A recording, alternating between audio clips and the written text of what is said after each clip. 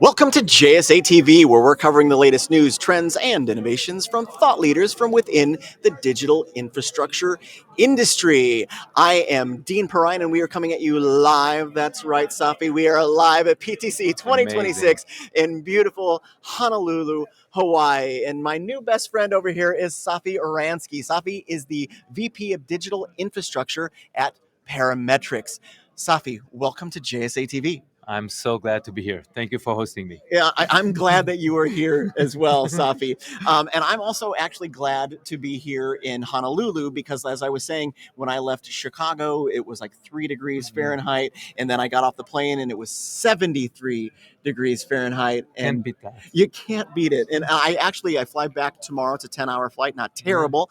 But I guess we're in for a snowstorm when I get back to Chicago. Okay, so you're back at home. You feel back at home very quickly. That's right. I'll be cold, but at least I get to hug my kids, right? Exactly. So, Safi, for our viewers that don't already know, why don't you tell them a little bit about Parametrix? Okay, so Parametrix, we're an insurance company. We're a Lloyd's cover holder, what they call, and we provide insurance for anything digital outages, and focused mainly on the cloud and data centers. So basically, what we do, we provide SLA insurance for data center owners, investors, providers. In case an SLA breach, we will pay credits, termination, and other things that they need in order to keep going and provide their services. So, Safi, in a previous life, I was a telecommunications analyst, and when we would talk about service level agreements (SLAs), it was almost always specific to the network. And what you're talking about is specific to the data center and power Yeah. outages, presumably. Tell us about how. Tell us what.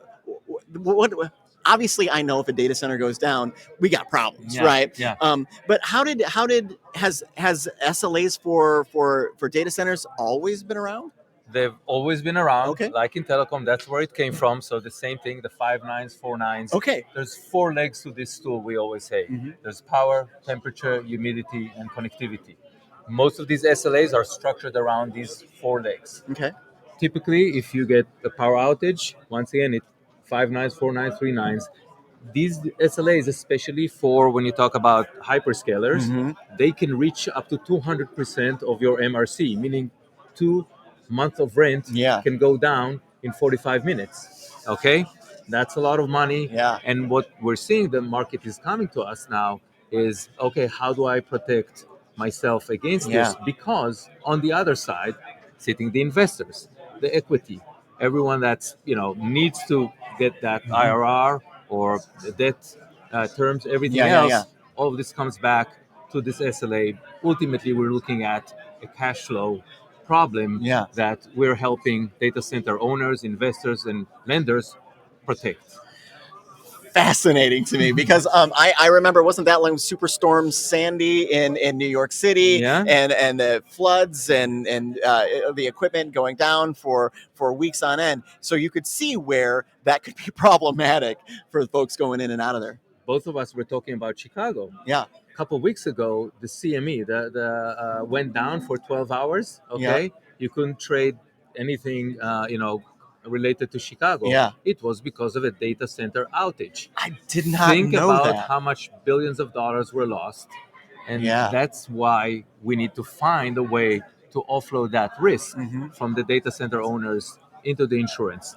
Another thing, very interesting, you can take that Lloyd's back guarantee and help you when you go to the bank and say, I have a Lloyd's guarantee, you should get better terms on your loan.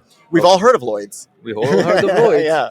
And if you, on the other hand, decide to sell your assets and you want to make sure you're taking off that operational risk, once again, that's where SLA comes to play. And it's very important because we think many CFOs today are not thinking about the operational risk also Yeah. as a big financial risk Yeah. that could someday happen. And when that happens, a 2 hour or 3 hour SLA breach can take 30% or 40% of your annual NOI. It's big numbers. That is business crushing numbers. These are big numbers. Yeah. If it happens, it's big numbers. Yeah. Wow. Fascinating. This is truly fascinating. But nobody gets out of the JSA TV chair without talking about AI a little bit. How have these kind of AI data centers and the amount of densities and the amount of the different kinds of applications, how is that impacting how you mitigate the risk? Okay, so AI, of course, everyone knows it's Yeah. the new thing and that's booming. There are a couple of very interesting things here. One, a lot of power is built now behind the meter, so on site, that has effect. So the data center owner now needs to have an SLA with a power generator, right? Just said it's all about power. That's a big effect. The other thing that we see with AI, especially with the neo clouds, they're actually investing all the money, getting it sometimes up front, okay, and then it's tied back to the SLA, right? Yeah. It's all tied back to performance. Again, if you don't protect that cash flow, if you're a smaller company and something big happens, you get, I don't know, 45 minutes, or now we've seen some of the hyperscales, there's no cap on how much money you can pay out as credits. Yeah. In this case, if you're not taking it into account, you can find yourself in a very, very bad place. And, Yeah. that's just, managing risk the right way Yeah. and helping you also, finance, the next round. Yeah, Safi, it's funny and maybe a little embarrassing that I never actually considered SLAs as it relates to the data center. But you changed all of that for me today. Thank you.